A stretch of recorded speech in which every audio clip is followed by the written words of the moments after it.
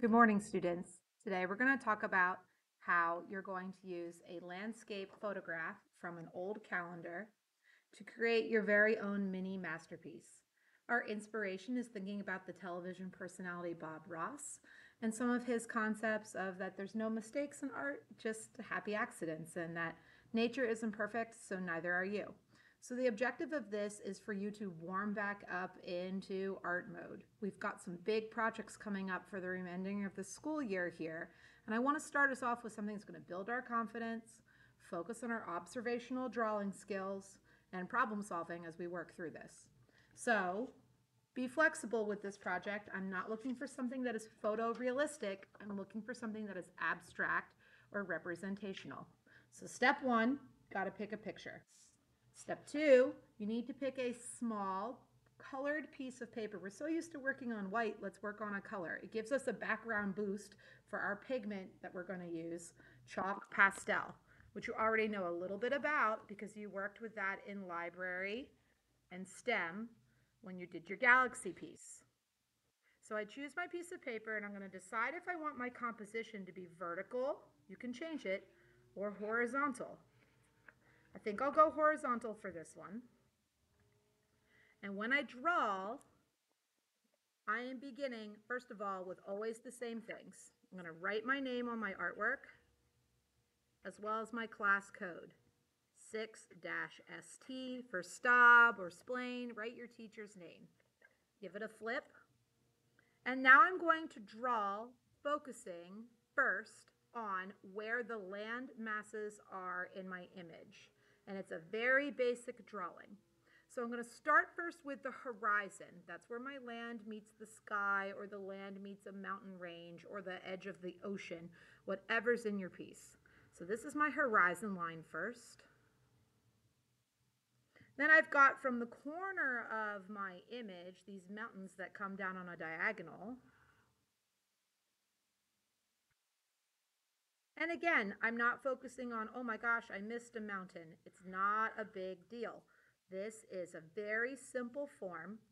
I'm not even going to draw in these trees. I'm just going to draw in some tree blobs almost that will be representational of where objects are in my image. Things that are close up and larger are closer to the viewer than things that are further away. So that tree's not bigger than the mountain. And I'm not even going to draw those individual rows of flowers, and I'll show you why. Now I'm ready for chalk pastel. I'm going to start to lay in my pigments of color, starting with big, bold color in the background first, and then adding detail over top second. So you'll want to pick some pastels, as well as I like to use a piece of paper towel to help me blend. So I start with just big, bold layers of pastel first. Observe how I turn it on its side. I'm not even coloring everything in. I'm just doing swipes of color. So I can take some paper towel and almost paint with my paper towel as if it were a paintbrush. If I need something to be more saturated, that means darker with pigment, I can then add more. And sometimes the best tools in art are your fingers. You know from using pastels in library and STEM that it's hard to take them away. So you want to start light till you have it right. And then if I want to add something in that's not smudged, I draw it and I leave it.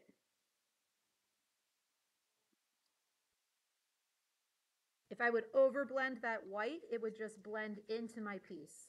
A little bit of housekeeping, I'll clean my finger off and I'll return pastels back to the box because I'm going to keep working my way down my image. For example, now I'm ready for my mountains that are also still like a bluish color.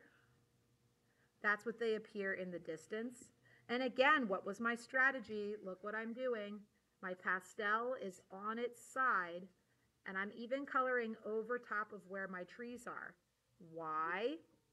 Because that's an area where I'm going to draw over top of later. It does not matter. If some little things change, students, it doesn't matter. Remember, this is representational of your image.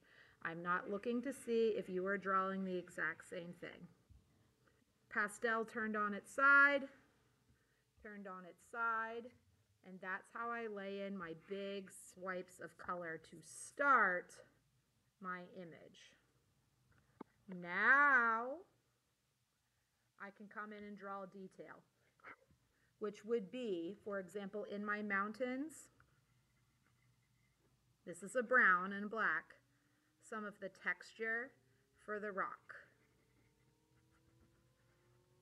This could also include where I have the trees in my tree line. Here I'm going to be using a dark green. Bob Ross would say, make happy little trees. And I'm being very careful to not overdo my smudging. If I would swipe my arm across this whole piece at this point, I might make too much of a mess. Then lastly, I'll come down here where I have those flowers. I'm just going to dot in with my red pastel.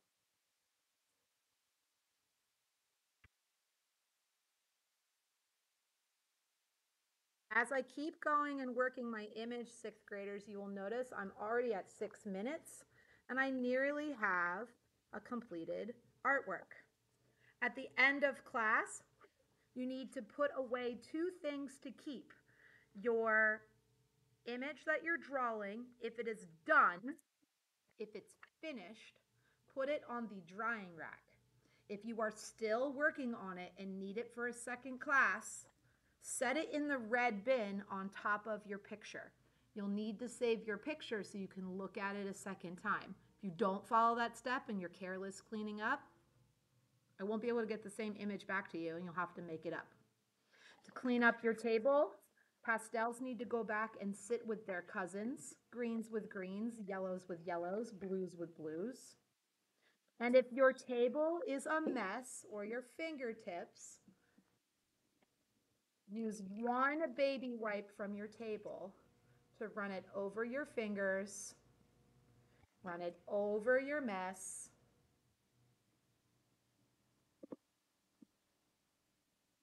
So you can get your trash to the can. Artists leave a place better than we found it. So we drew first with our name, added in background color second, detail third, drying rack if it's finished, red bin with the image if it's not, clean up your space, return your supplies, and follow instructions to line up when I'm ready. Let's give this a try today, artists. Good luck.